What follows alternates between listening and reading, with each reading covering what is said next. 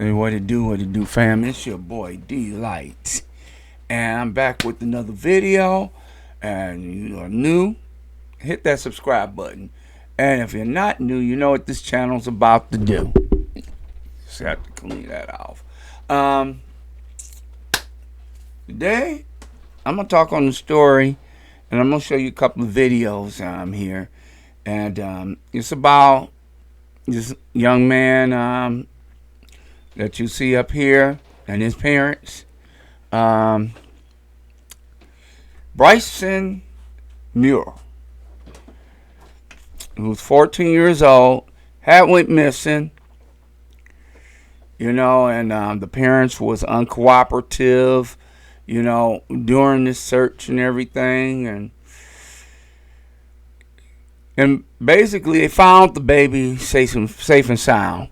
I call him baby, but he's not a little baby, you know. He's, you know, a big boy, 14. And they found him safe and sound. But I'm going to let you listen to this story. I want to let you hear what his grandmother had to say. And talk about, you know, the abusive part of it, you know. And, you know, we'll talk about it for a minute. Here we go. Tonight, state police are still asking for your help in finding 14-year-old Bryson Muir. This is a story we've been telling you about for almost a week now. Bryson is the son of former Colts player Daniel Muir. He and his wife have stopped cooperating with police after first promising to bring the boy to authorities.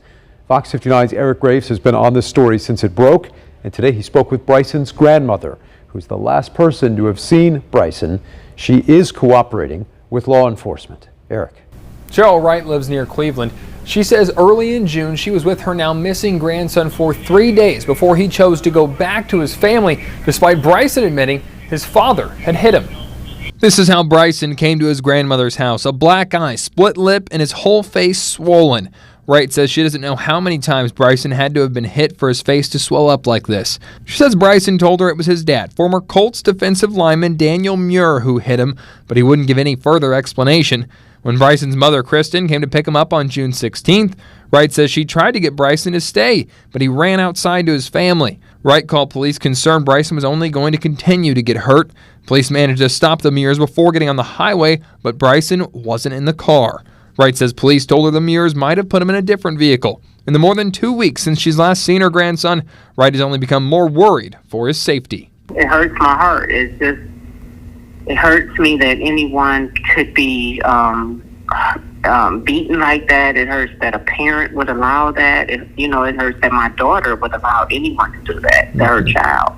Communication has picked back up between Indiana State Police and an attorney representing the Muir family after an arranged meeting fell through last Friday. Police are hoping to provide an update later on this week. For now, they're asking anyone who knows anything about Bryson Muir or his family to give them a call. In the newsroom, Eric Graves, Fox 59 News. This is breaking news from the Fox 59 newsroom. Yeah, at the end of the day, we found Bryson, and that's who we were wanting to find. And Fox 59 continues our team coverage of breaking news this afternoon. A young boy considered missing for more than 2 weeks is now safe, and his parents, including a former Colts player, are in jail. Daniel and Kristen Muir walked out of the courtroom after a judge denied them bond during their initial hearing. Thanks for joining us here first at 4. I'm Nick McGill. And I'm Max Lewis in for Aaliyah today. Fox 59 has team coverage on this story, from the charges that couple faces to our exclusive footage of this morning's raid and to a look at the group behind that compound. Yeah, we were going to begin in court here, though. Fox 59's Michael Van Scoik joins us now from the Cass County Courthouse after sitting in on that hearing. Michael, what can you tell us now? Well, Nick and Max, we heard that Cass County Judge Stephen Kitts denied bond for former Indianapolis Colt Daniel Muir and his wife Kristen Muir. Now, the two of them facing multiple charges. The judge cited reasons for denying those charges as the pair being a potential flight risk. Now, this came as a surprise to Muir. You could see that he was visibly upset by this decision. You could audibly hear making remarks to his attorneys about this decision. Now, Muir and his wife, Kristen, are both charged with obstruction of justice. Daniel is also charged with domestic battery in this case. Now, defense attorneys say Kristen is a nursing mother and asked the judge for a possibility of a GPS monitoring system from the court. Judge Stephen Kitts says this decision to deny bond has been based on the couple's failure to comply with anything over the past 2 weeks. Daniel Muir's defense attorney did briefly speak to us on camera, telling us he's shocked by the judge's decision to deny bond. Your family, they've been improperly targeted, and they're not guilty of any abuse or illegal activity. They're entitled to their day in court and due process. Now, in the last hour and a half, we also got a copy of the probable cause affidavit that mentions that DCS is investigating other potential claims of abuse within the family. Meanwhile, defense attorneys for the Muir family would not go into specifics of this case. We also know that they'll be back in court on July 16th at 9 a.m. That's for another hearing where they'll discuss the couple's bond and a no contact order. For now in Cass County, Michael Van Scoik, Fox 59 News. All right, Michael, thank you. And as we told you earlier, 14-year-old Bryson Muir was found safe during a police raid this morning. And Fox 59's Eric Graves was the only reporter on that scene during that raid at the Muir's LOGANSPORT compound. He brings us more now from the Cass County Jail. For the time being, Daniel and Kristen Muir will remain here in the Cass County Jail. They were brought here this morning after police raided their property in LOGANSPORT. We were the only station there to capture police as they conducted that search. This is video we shot exclusively Wednesday morning showing state police covering one entrance to this remote, large LOGANSPORT property, marked with signs saying "Welcome to Straightway Indiana Goshen," a religious group headquartered in Tennessee. Law enforcement had rifles at the ready as an armored IMPD SWAT vehicle sat inside the fence. Multiple SWAT teams, canines, and a bomb squad began a raid of the homestead-like property with multiple homes this morning at 6 o'clock. Just minutes into the operation, law enforcement found Bryson Muir, a teen missing since June 16th, safe. And ultimately, after 3 weeks of, reaching out, he was found, located. So definitely win in our books. We saw this IMPD SWAT vehicle leaving the property through the gate that appeared to be damaged after their entrance. An officer inside the vehicle coming over the loudspeaker to thank the people inside the property for their cooperation. ISP Sergeant Stephen Glass says a lot of planning went into the raid executed before the sun came up, especially since they didn't know how the Muirs and others on the property would react. There was some question whether or not they would be cooperative or not. However, it went smoothly for the most part. The Muirs property is just off U.S. Highway 24 in LOGANSPORT. Bryson's parents, Daniel and Kristen Muir, left in handcuffs. They're pictured here in their mugshots, taken early this morning at the Cass County Jail. Former Colts player Daniel Muir is charged with obstruction of justice and domestic battery. State police say the second charge is from injuries Bryson's grandmother reported to police on June 16th. Kristen Muir is charged with obstruction of justice. As we reported, the Muir parents have had little communication with state police about their son, even backing out of a meeting last Friday, just before a silver alert was issued for the teen. The pair appeared in court today. We talked to Cass County Prosecutor Noah Schaefer after the arrest. Level 6 felonies carry a potential penalty of up to 2.5 years in jail and fines as well. As for what's next, the Muir parents were not granted bond on site of a flight risk. Bryson is now in DCS custody, but there could be more children DCS is looking into. I do know that DCS has an open case that involves a number of juveniles.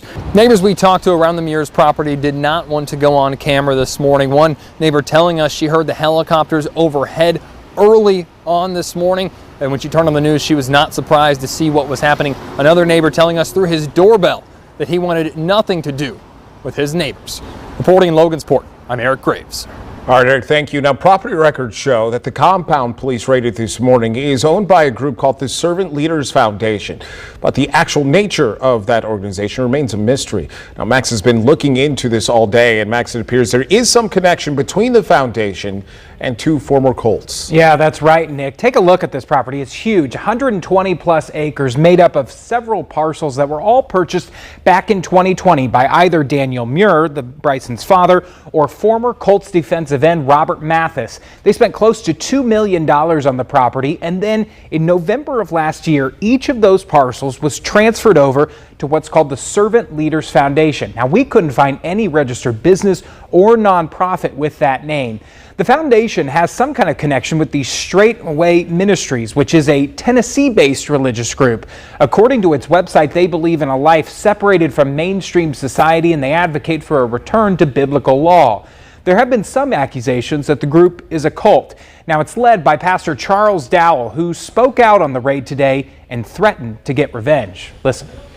The blowback from a false allegation probably ain't going to be too good. Especially when you have the backing of the ministry behind you. Because see, right now, all this seems to be at the forefront, and everybody seems to be pointing fingers and laughing and jeering and all those stuff. But you better believe the Straightway is not going to be taking any of this lying down. We coming. You better believe we coming. We'll see what he means by that. Dowell said the state police made a mountain out of a molehill with this investigation, but he gave no explanation as to why the Muirs didn't initially cooperate with the authorities. State police says the focus of its investigation was on Bryson and not the religious group. As for the Servant Leaders Foundation, which owns the Logansport property, we were able to track it back to a business in Kokomo. We're going to have that part of the story coming up live at 5. Nick? Okay, there you have it. Bryson Muir, that's the story right there. That was the one that was from earlier during a week, and this is the story that they have done, the follow-up as far as the boy being found. And I'm grateful that he's been found. I've been praying. I've been, saying, Lord, please let this boy be safe and sound. Which I know Bryson, I had a feeling he was safe and sound. But, his father, let's put it this way. His father is involved in this religious group where they pretty much kind of live in a closed-in community. And I'm going to be talking about that. I'm going to be hitting on that in another video. Because of the fact that, it's, a cult that he's dealing with. And I'm going to talk about that and expose that in a whole nother video. But my thing is that this baby's safe and sound. He's with Child Protective Service. He's they're looking, into this case. They got the parents in custody now, and the thing is, if they weren't guilty about something, then why was you not cooperating with the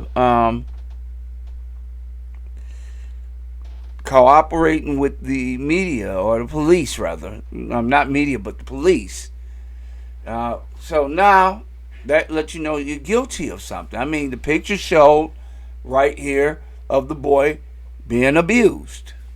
He had a swollen face, as you see on the picture, and a swollen eye. A blackened eye. And the grandmother, when he was with the grandmother, he told the grandmother. Grandmother said what the baby said. So my thing is, I'm just glad he's safe, he's sound, and he's in, protective custody right now. And they're in custody.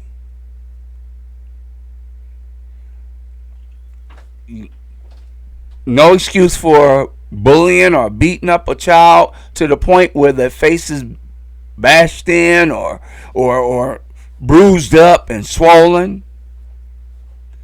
Big man, and that's a 14-year-old little boy. And he's supposed to be a pastor, though. But this is a cult, and I'm going to hit on that in a whole nother video. We're going to talk about that place they were talking about, Straightway. I'm going to hit on that definitely in a whole nother video. Just your boy D. Remember, God loves you and so do I. And ain't nothing you can do about it. Remember, take care of yourself and each other. Until the next video, see you in there. Peace.